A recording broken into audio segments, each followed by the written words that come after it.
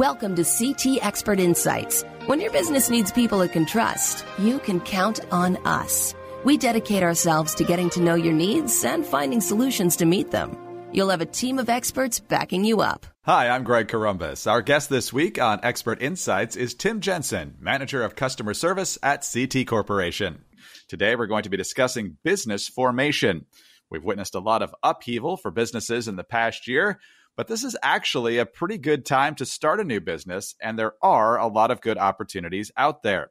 So if you are planning to start a new business or just thinking about it, there are some important things to remember, especially as it relates to incorporation. And Tim, thanks so much for being with us. Thanks, Greg. It's great to be back on with you today. Well, let's start with a real quick refresher. What is formation or what is incorporation? Yeah, this is a question a lot of people have. The term incorporation essentially refers to formally registering a business as a legal entity in the state you are doing business in.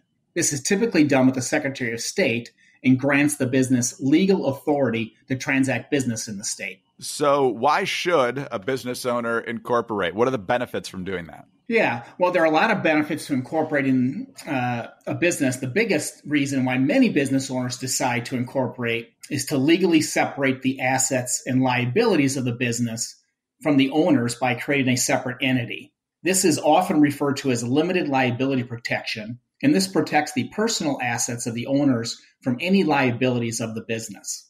Other important benefits can include tax savings depending upon the entity type that is chosen. There's also increased credibility for the business, which can help with access to capital and increase customer confidence. Lastly, incorporation gives the business access to the court system, which is critical for things such as enforcing contracts. Of course, for those who are generally familiar with this arena, there are different options for incorporation and entity formation. So briefly discuss those if you can. Yeah, there are a variety of options for entity types, with the most common being C corporations, S corporations, and limited liability companies, also known as LLCs. Corporations make up about half of all new incorporations, with the standard C corporations making up 19% and S corporations making up 32%. And actually, all corporations are initially registered as C corporations with the state, and then S corporations are actually created through a tax filing with the IRS after the formation, which changes the way the corporation is taxed. LLCs make up about 30% of all new incorporations. Tim, you mentioned a couple of important distinguishing factors there, but what are the key questions to ask, or what tips do you have for folks who are really navigating this for the first time to determine the right entity type for them? Yes. My advice would be to learn the features of the different entity types and then select the type that meets the needs the business currently has, as these things can always be changed in the future down the line if your needs change or the business needs change. C corporations have no ownership restrictions, make it easy to raise capital through stock sales, and offer easy transfer of ownership.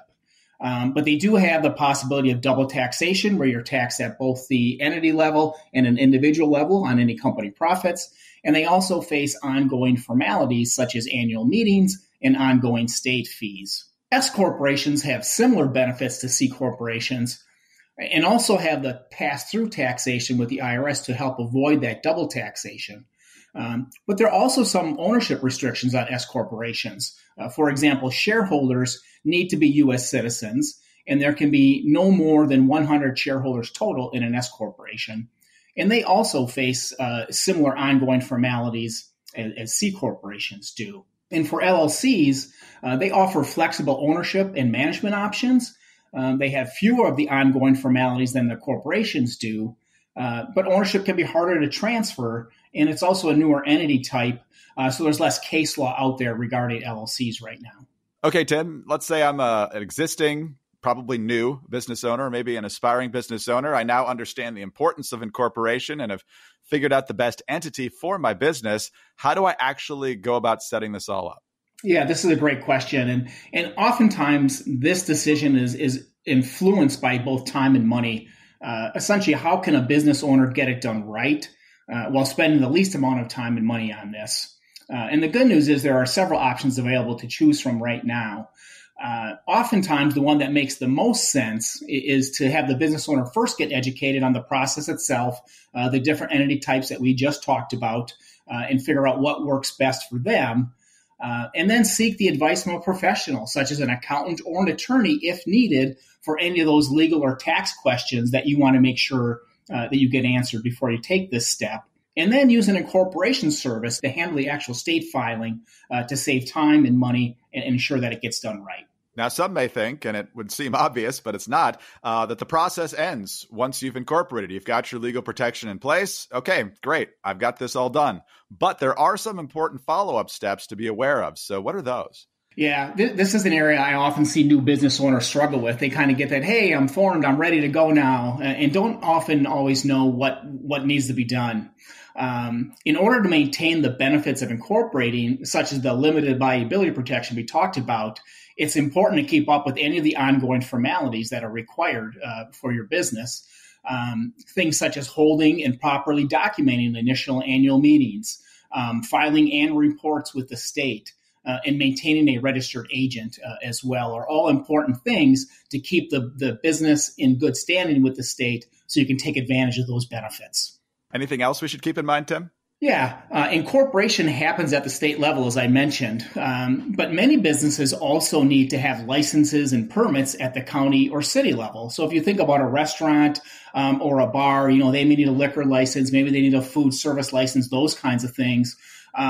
Make sure to check to see if your business requires any licenses or permits before starting business, and then renew them as needed going forward.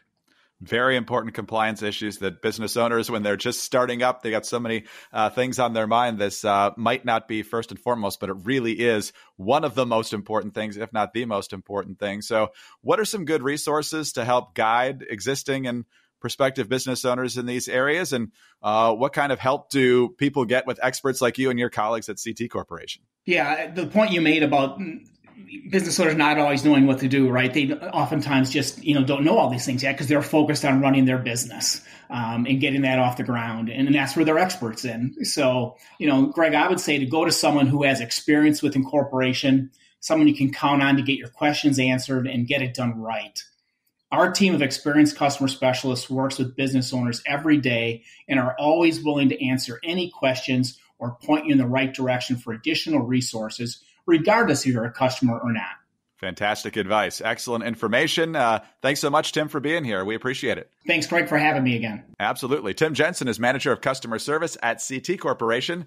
I'm Greg Columbus, and for more information on this subject, please call CT at 844-787-7782.